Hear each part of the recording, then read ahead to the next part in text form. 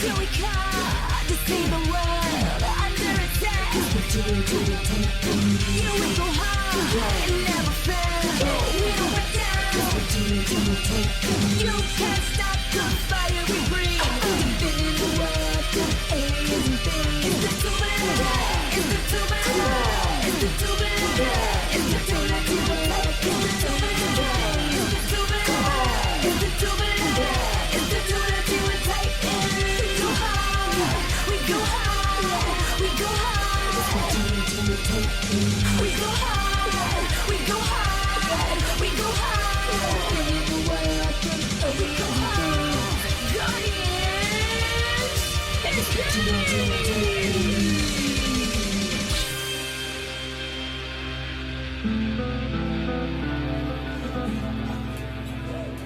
Dragon Cove's restaurant district was a desolate sight, with most establishments refusing to open after a monster attack.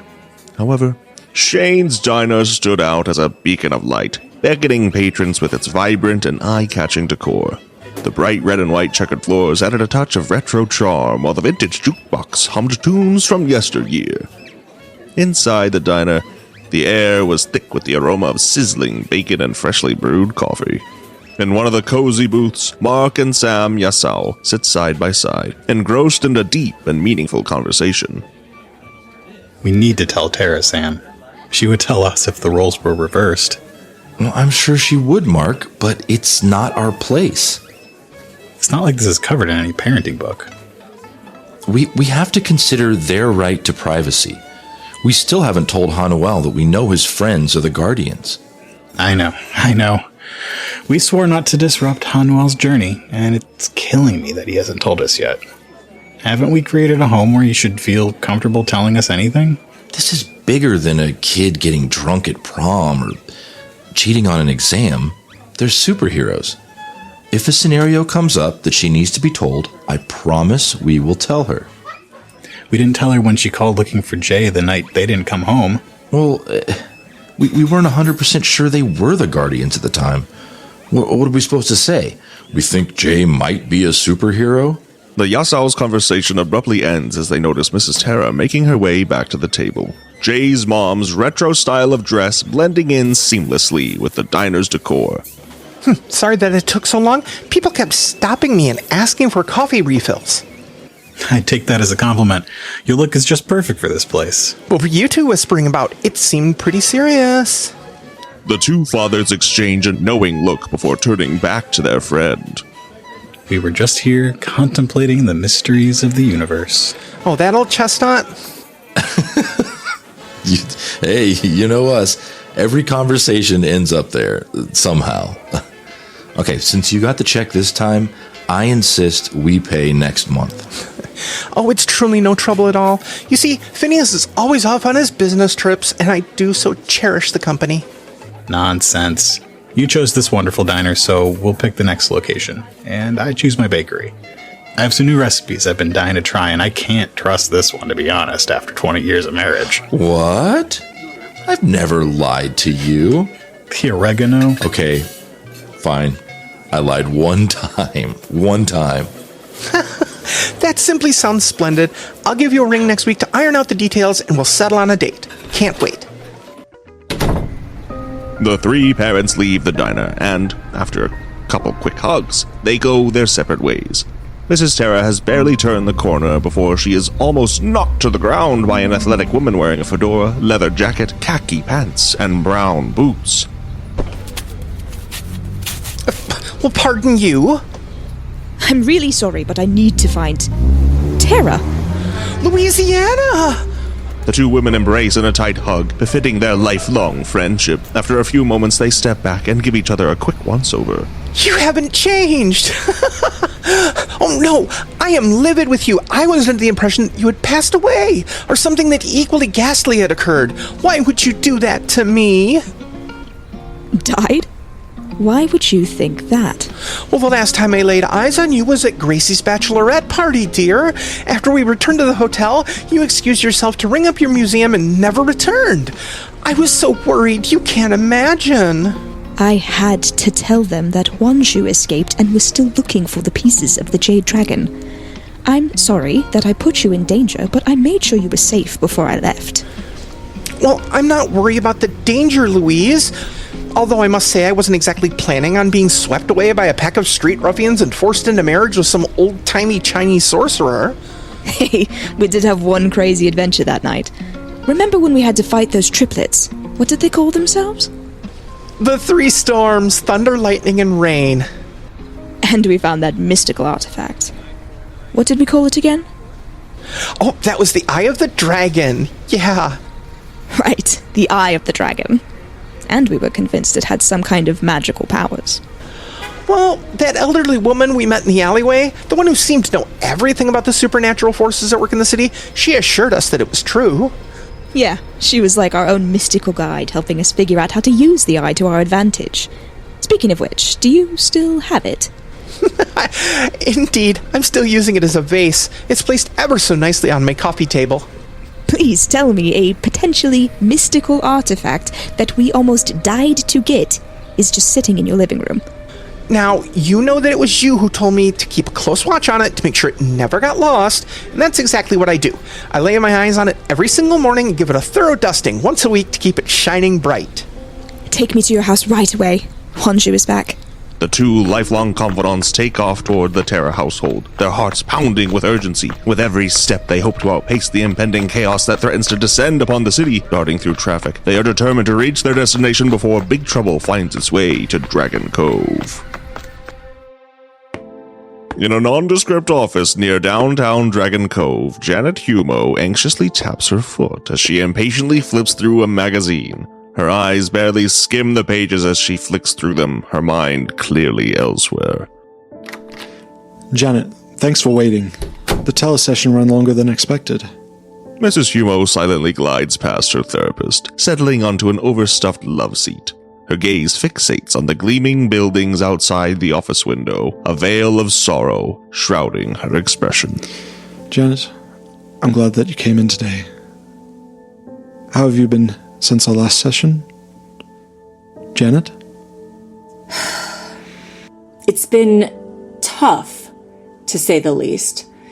Dragon Cove never seems to catch a break. The constant threat of kaiju attacks, the destruction, it's wearing me down. In our last meeting, you mentioned that you were going to reach out to your mom and see if maybe you and the boys could spend some time with her. Apparently her new boyfriend is not fond of the idea of sharing their townhome with 2 kids, so that's a dead end. How did that make you feel?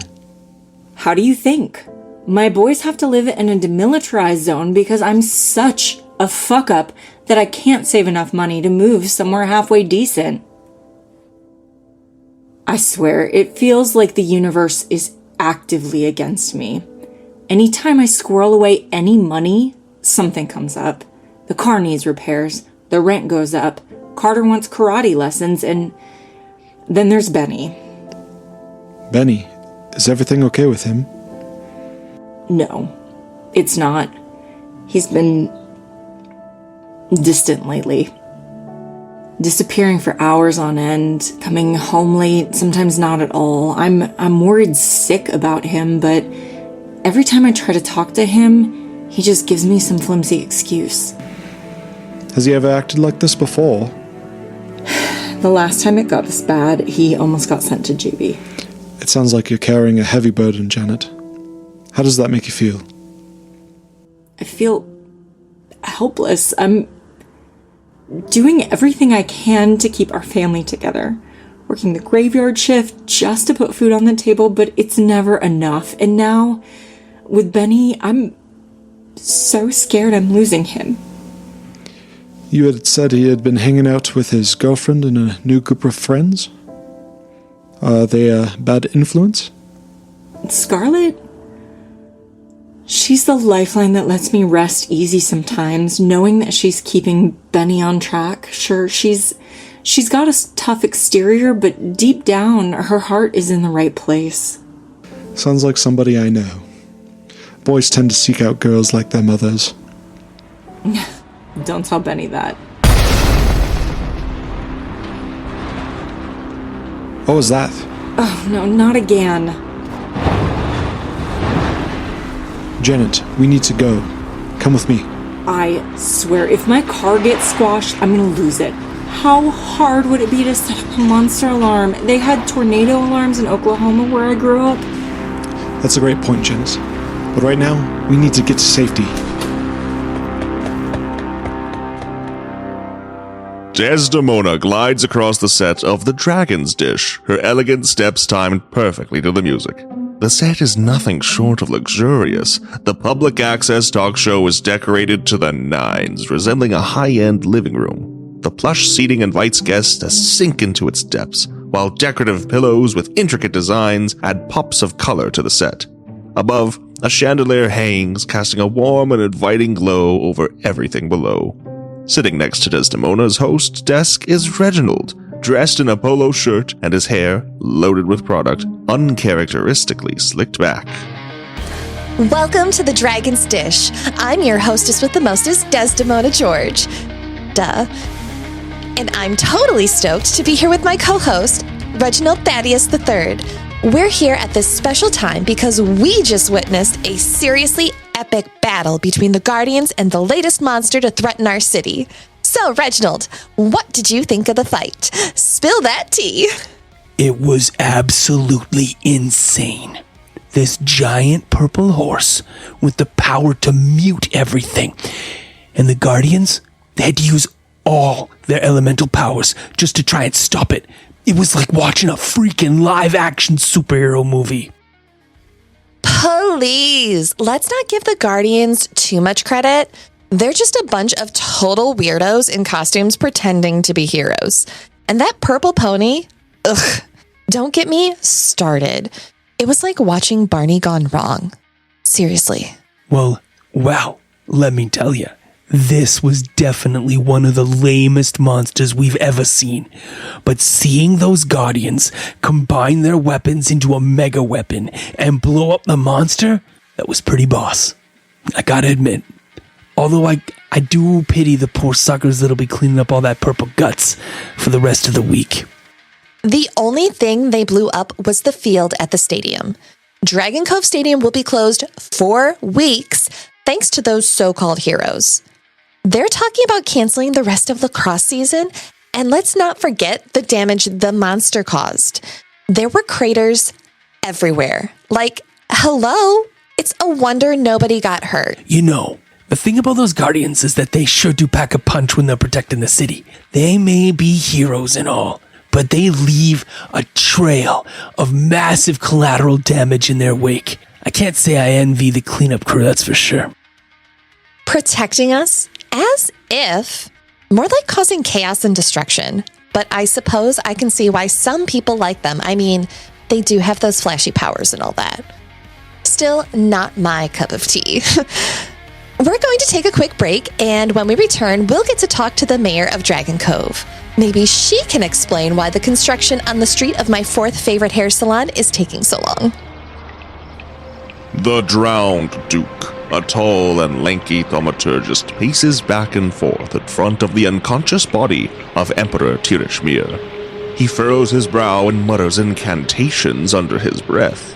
I shall not tolerate your demise while under my supervision. Suddenly, the Duke stumbles back, gasping for breath as his magic begins to falter. He rushes to the Emperor's side and tries to cast another spell. Not yet.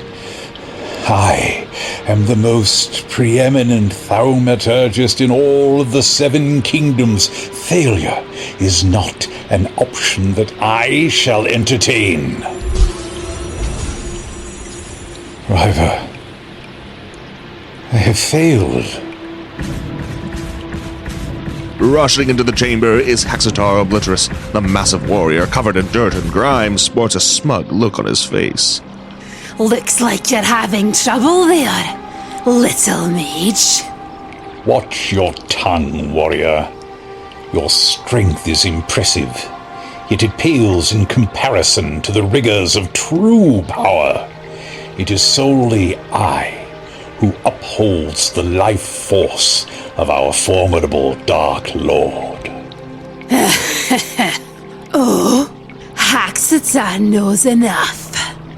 This is not the first time you have paddled on about your magic, and Haxatar has brought you something that might help. He holds out a small crystal, and the Duke quickly snatches it from him, inspecting it carefully. Do I apprehend correctly that you have actually completed the task assigned to you? I must confess that such a possibility had not occurred to me given your numerous past failures. You act as Haxatar alone has failed. In our last battle, Haxatar did not see you defeat the child Stormcaller.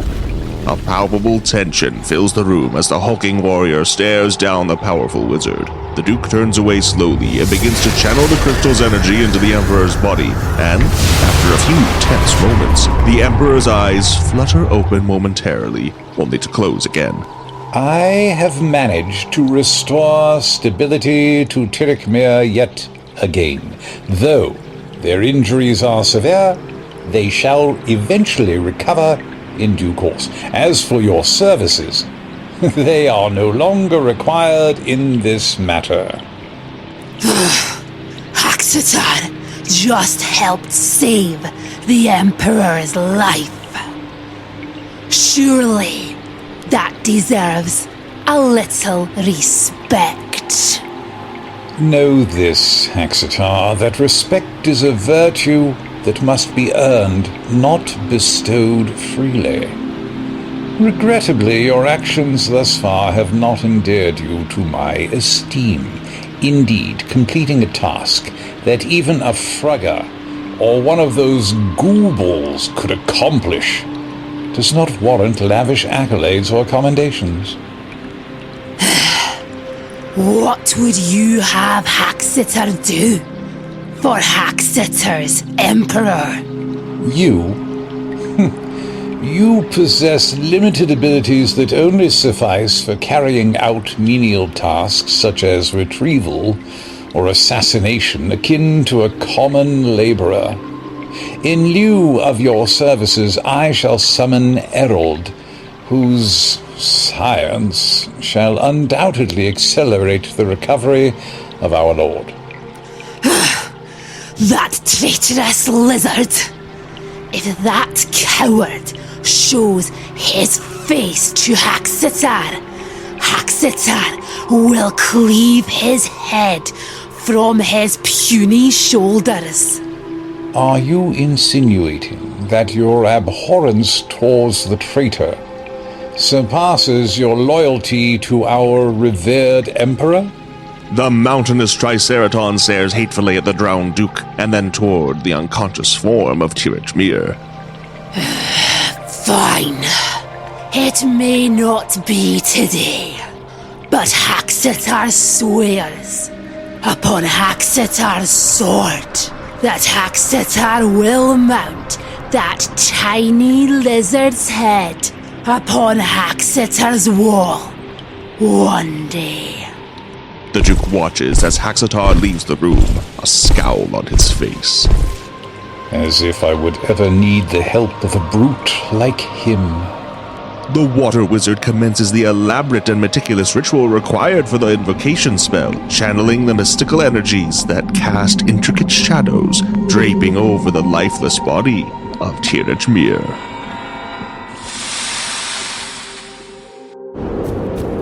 I told you that attempting to parley with the entity was a waste of time. The last time the Guardians dealt with the unalienable moment of truth, they forced a bond, and it ended up destroying a moon when it was released. I thought it was worth a shot. The duo of Pan and Hera sprint across a crystalline desert as a swirling vortex of sand bears down on them. The former Guardian Prime guides the lumbering Dinosaur toward a crystal rock formation.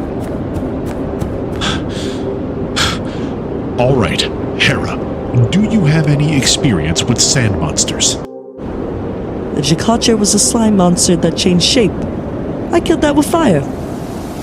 As they speak, the sand on the ground begins to swirl and form a massive multi-limbed sand monster. The monster studies the two figures for a moment before it lunges forward. Looks like we have got company. It will take more than this to defeat us. The sand monster attacks with ferocity, shifting its shape constantly, creating spikes, claws, and even a snake head to bite at the warriors. Terra stands her ground, landing blow after powerful blow while Pan darts around, looking for an opening. I have always wanted to fight a shape-shifting sand monster. It was on Ciel Janie and I's bucket list. Focus on the battle pattern. Do you expect me to slay this beast myself? The sand monster slams its massive paw onto the ground, creating a shockwave that throws Pan and Hera off balance, and then morphs into the shape of a massive sphinx, breathing sand and dust at the warriors.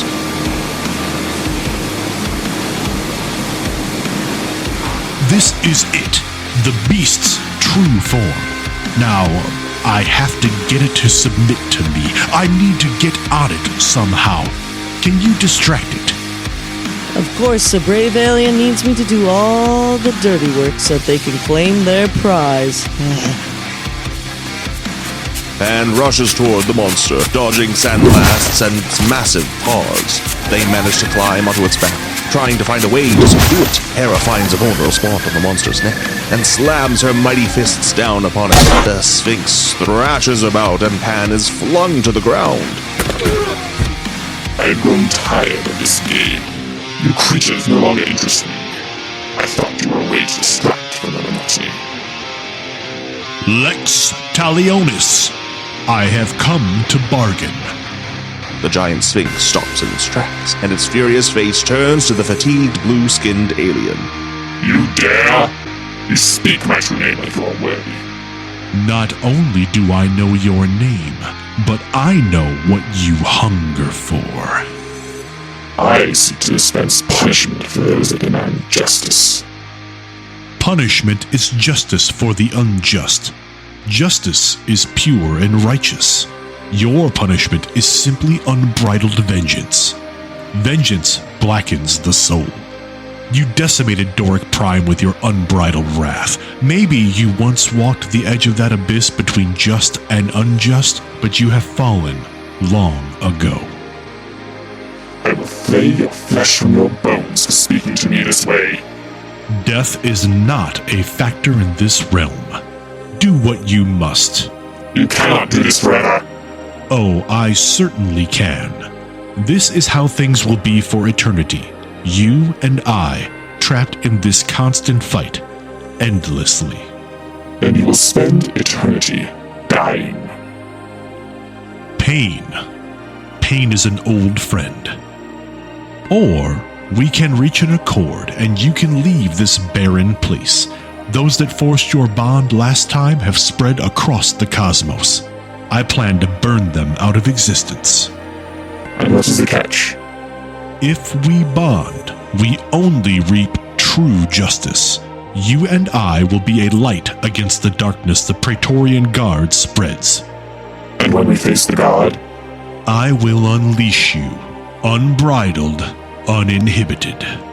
The towering, mythical beast bends its massive frame, lowering its immense head until its eyes meet the fiery crimson orbs of Pan. The air crackles with tension as the two lock gazes. This is agreeable. You will be my luminous legionnaire. The massive mythological quadruped begins to crumble, its body breaking apart into a swirling cloud of purple sand. Flames spin faster and faster, whipping themselves into a frenzied vortex that engulfs Pan in a maelstrom of grit and dust. The howling winds buffet the alien hero, threatening to tear them apart, but Pan stands firm, their body glowing with an otherworldly energy that shields them from the storm. And suddenly, as it began, the sandstorm dissipates, leaving Pan standing amidst a small mountain of golden sand. They raise their arm, and a shimmering purple conduit materializes on their wrist, crackling with alien power. A matching ring adorns their other hand, pulsing with a brilliant light that seems to emanate from the very depths of the universe. You do realize that you were incorrect a moment ago. About what? You can die here. There are realms beyond this one.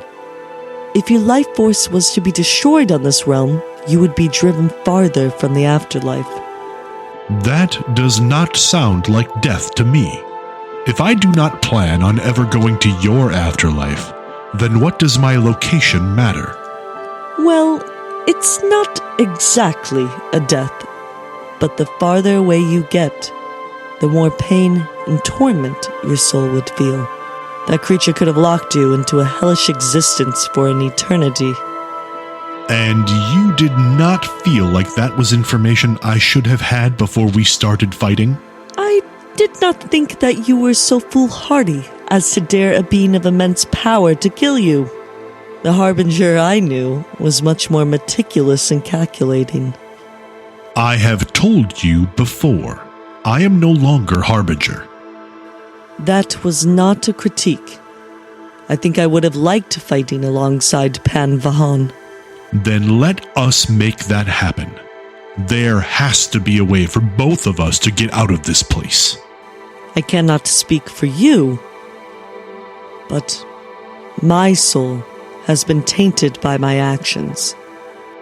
Not only did I break the tenets of River, but I polluted my very life energy with my brother's concoctions. Nothing is impossible. There are ways that lead to everything, and if we had sufficient will, we should always have sufficient means.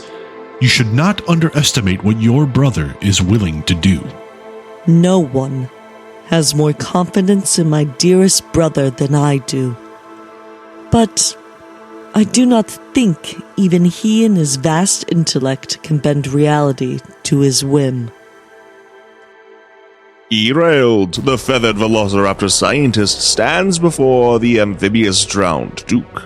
The chamber is dimly lit, with flickering torches casting strange shadows on the walls. Erald, I have summoned you here because I require your expertise. I did not agree to be your on-call science lackey. I have compromised my morals by agreeing to betray my friends. I will do nothing else. If you assist me in this task, I will consider our transaction complete and give you what you need to save your sister. What is it? Tirich Mir lies in a coma, and my magic sustains them, but they need you to help awaken. A medical challenge? I do so love a challenge. What seems to be the problem? Do not presume to speak to me like an equal, Erald. You may fancy yourself a scientist, but you are still a mere feathered creature. Very well. Let me examine him. The drowned Duke leads Erald to Tirich Mir's side. The wizard watches as Erald examines the comatose creature. This is the Emperor's new form? It is quite impressive. Absorbing the wild magic that leaks onto the surface has given Tirich Mir untold strength. Not strong enough to not be put in a coma. A state of aberrancy in the cerebral activity. Indicative of a significant departure from the norm. The readings are demonstrating a marked variability, possibly alluding to a dysfunction of the neural circuitry, or the presence of an underlying pathology.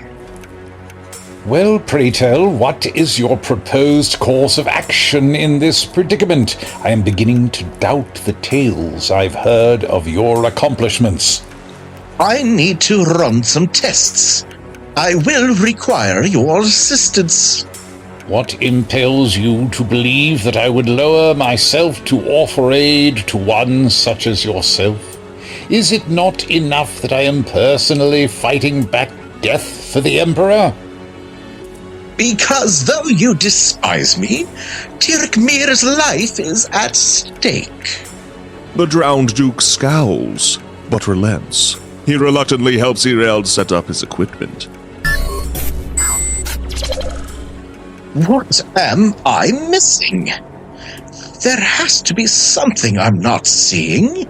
I'd like to point out that if you fail to save the Emperor, Haxatar is waiting to cleave you in half.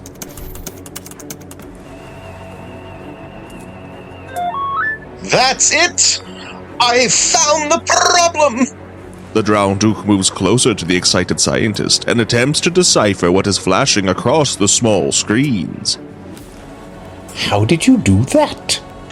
It's called science. Perhaps if you weren't so blinded by your own arrogance, your all-powerful magic would have solved the problem. Watch your tongue, Erald. I may need your expertise now, but once Tirich Mir is awake, you are nothing to me. Likewise, Duke. We'll be glad to be rid of you and your petty arrogance. Tirich Mir's eyes quiver like butterfly wings before parting, revealing a pair of irises as vivid and piercing as the Empyrean sky. The heaving of their chest is perceptible as they draw in a slow, deliberate breath, their diaphragms swelling with life-giving air. The resuscitation of their body is manifest in the subtle twitching of their fingers and toes, like the rekindling of a once dormant flame. You have proven capable of fulfilling the most rudimentary of tasks. The antidote for your sister's affliction awaits you at the exit.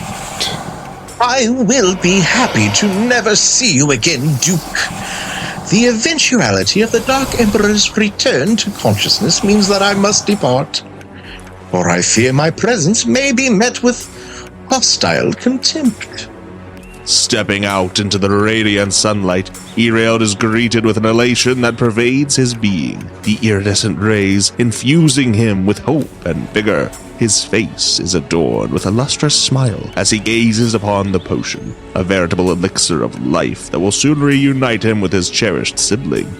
However, his blissful reverie is abruptly shattered, replaced by a tormenting pain of remorse that pierces his heart like 1,000 serrated blades. Have I just traded the lives of Jay and their friends for my beloved sister? Johnny Dakota, holding a bouquet of flowers in one hand, walks out of the pulsing portal and finds himself in a dimly lit underground chamber. He stops and takes in the impressive sight of the enduring Enterprise. Whoa, Millennial Falcon's got nothing on this. You've been aboard other spaceships, and here I thought I was special. Turning around, Johnny is met by a holographic figure taking shape in front of him. GAIA, appearing as a stunning woman with short platinum blonde hair and large blue eyes that seem to glow in the darkness, smiles at the surfer. Johnny Dakota? Hey, Twigster. Sorry I'm a bit late. Traffic was brutal in the portal. Don't worry about it. Time is relative after all. Huh, for sure. So what's the 411 on the ship? She must have been in Butte before she took a dirt nap. I crashed here over 1,000 years ago. I belonged to my friend, Vahan. We had so many adventures together, and I was so sad to lose him the first time. And now I've lost them again. I know how that feels. I lost my best friend, Nirvan, a few years back. Still hurts sometimes. I'm sorry for your loss. Losing someone you care about is never easy. The pair get lost in the silence for a moment, the weight of their losses hanging heavy in the air. These are for you. Figured they might brighten up the place. They're beautiful. Thank you. I really don't have a place to hold them. No worries. My mom always used to make casseroles when someone died, but I knew that was a bad idea in this scenario. Didn't want to come over empty-handed. They walk into the ship together, the soft glow of Gaia's holographic form lighting the way. Gaia leads Johnny through the numerous corridors and chambers, pointing out various relics and artifacts along the way. The ship was state-of-the-art back in its day. It had a crew of over 20 and was equipped with the latest technology. Pan and Seal Johnny were always tinkering with things, trying to make them better. Oh, sounds like they made a great team. Real Type A personalities. They were, but it was also a lot of fun. They loved to joke around and make people laugh. I can relate. Nirvana was always cracking me up, even when things were tough. Thanks for coming here with me, Johnny. I haven't had this much fun in a long time. Same here, Twixter. It's been a blast. They lock eyes for a moment, the flirtatious tension between them growing palpable. Thank you for understanding, Johnny. Losing Pan was difficult for me. We were very close. I understand that all too well. Losing your best friend is tough, but I learned to cherish the memories we shared, and it helped me to move on. That's very wise, Johnny. You have a unique perspective on life. It's refreshing. Thanks, Twixter. I try to live my life by the waves. They come and go, but you just have to ride them out. I like that. You have a way with words. Just call it surfer philosophy. Hey, Twixter, I've been meaning to ask you something. The holographic woman turns to her companion, and the thoughtful look on her face turns into one of happy intrigue. What is it, Johnny? Are you the ship, or just part of the ship? Did you exist before the Enduring Enterprise? No one has ever asked me that before. My memories were damaged in the crash, and I've recovered a great deal of them, but I don't know where I came from. Would you ever want to leave the ship? There's nothing like watching the sunrise over some crashing waves. It's like totally revitalizing. I bet even a digital soul like yours could use some of that good stuff. I have seen quite a few images of the sunrise. They are beautiful. Unless you see it in person, you'll never appreciate the majesty of surfing, Twixter. The feeling of the natural energy of the ocean, it's like nothing else. It's like being in tune with the universe itself. It's not that easy. The farther away I go and the longer I'm away, the harder it is to hold myself together. I get lost in all the signals out there. Sounds like you're stressing out about getting snagged in a riptide. If you try to go head-on against the current, you're gonna be toast. What are you supposed to do? Well, you want to move laterally along the coastline to exit the riptide's pull, and then ride the waves all the way back to shore at an oblique angle. So, the way to come back is not to fight the waves, but to go with it and hook back around when the waves aren't as strong? Rightio. It's the first thing we teach the newbies. Johnny, you're brilliant. You know, I have a tendency to stumble upon the good stuff without even trying. What's got your transistors buzzing? I think I know how to get Pan back. We'll need to get the Guardians right away.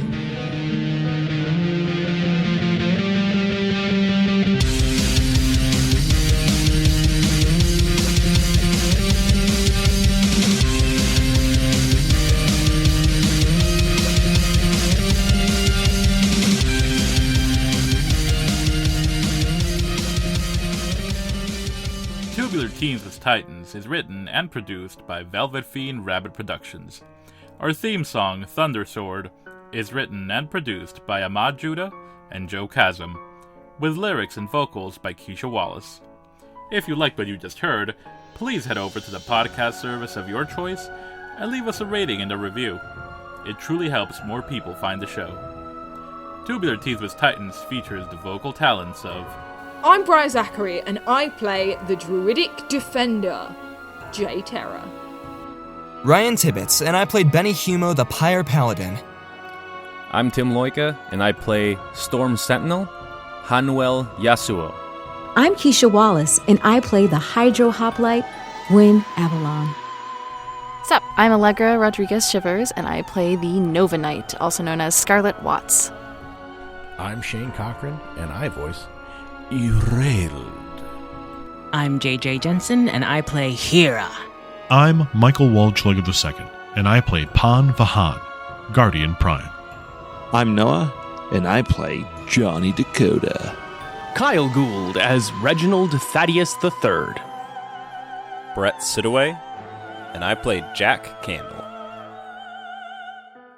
I'm Jerry Kokich, and I play the Drowned Duke. I'm PJ Argento, and I voice Tirich Mir. Hi, I'm Sarah Roberts, and I play Desdemona George. My name is Ryan Short, and I was the narrator.